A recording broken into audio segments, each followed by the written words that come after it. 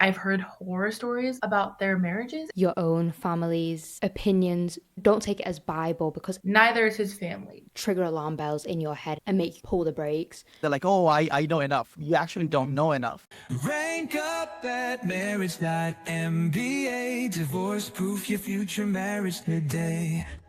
How do you know if a guy has good deen besides the ones that are visible? This question is so hard for me to answer because I genuinely don't know. I recently, especially, have seen a lot of people my age get married to these men that are like super involved. And then I've heard horror stories about their marriages. And I'm just like, I don't know, like these people are leading namazes. They're like super involved. And then, okay, that means they do practice. I'm seeing him practice. But then you turn around and he's not a good husband. I'm just like, what are you supposed to do there? Any information you learn about the guy, it could fall under one or two categories. It'll either be a fact or it's an opinion. Make sense?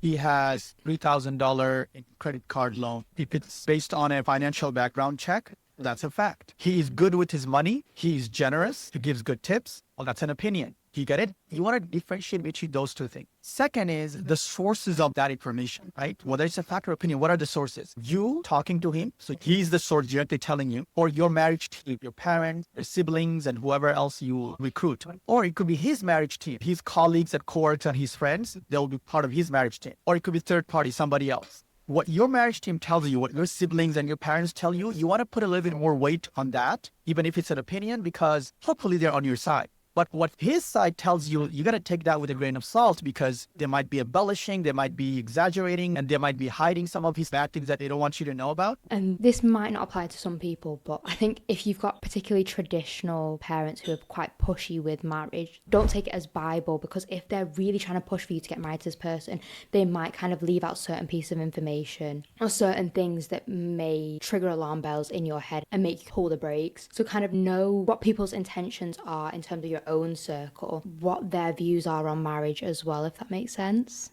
Yeah, my mom and dad got married quite young and it was arranged. My uncle, my mom's cousin, he was like, you're getting married? You don't even know him? Are they forcing you? I'll come and I'll take you. Don't worry. Just let me know. Blink twice if you need help. Like, apprehensive. And throughout the process, he was completely apprehensive. He was like, no, you need to ask him this. You need to make sure he's this. You need to make sure he's that. And so people like that are people you really want on your marriage team that are like, what do you mean? And they're actually gonna ask the questions that need to be answered.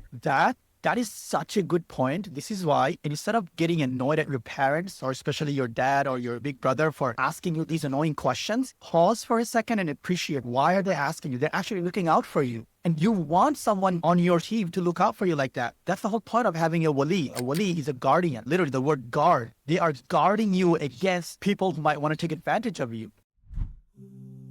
So fact and opinion, that's the first thing. Second is the sources. Where is that coming from? So you could give it proper due. And the third is there are 4 types of vetting and verification that you do. Number 1 is the criminal one. You could easily do that. Second is